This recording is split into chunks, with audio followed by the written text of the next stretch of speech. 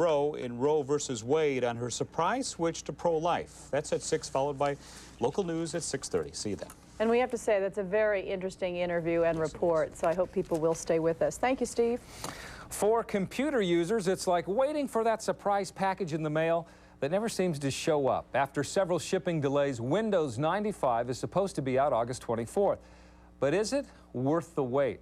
Our 2 on Your Side reporter Ed Teachout is in our computer center with the answer. Ed, will it be worth the wait? Well, Jeff, anything that makes computers easier to understand or to work with, well, it's got to be a step in the right direction, right? Well, if that's the case, Windows 95 may be a good deal. It's taken months. Was Windows 95 worth the wait? When it comes out, it's going to be a big thing. It's going to blow the operating system world up.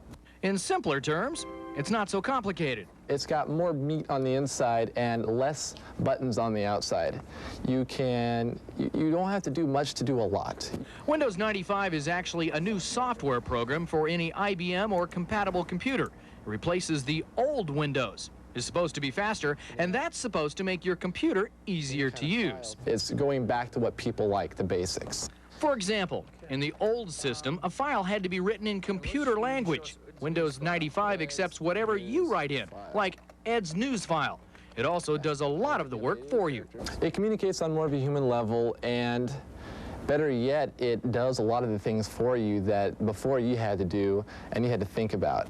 In 2 weeks, Windows 95 is supposed to be out on the shelf. And it won't be alone. Hundreds of other programs designed specifically to run on Windows 95 will also be here. But remember, before you buy either the system or the program, make sure you've got the computing power to make it work. It's got 4 megabytes of RAM, expandable 32.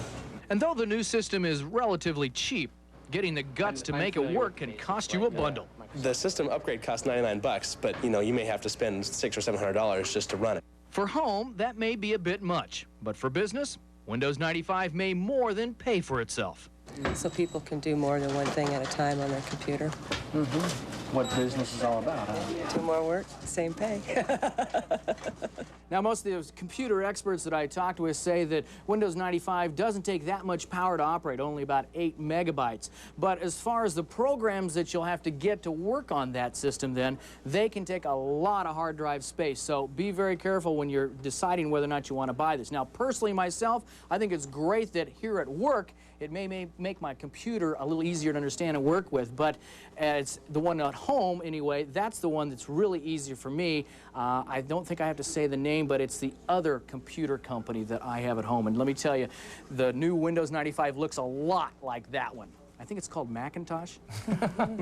Oh, well, don't say any names, though, Ed. Okay, okay. We don't want to persuade our viewers one way or the other. Anyway, well, one person who knows very much about computers is Jim Bosley. Here's Jim's Windows 95 right here, right?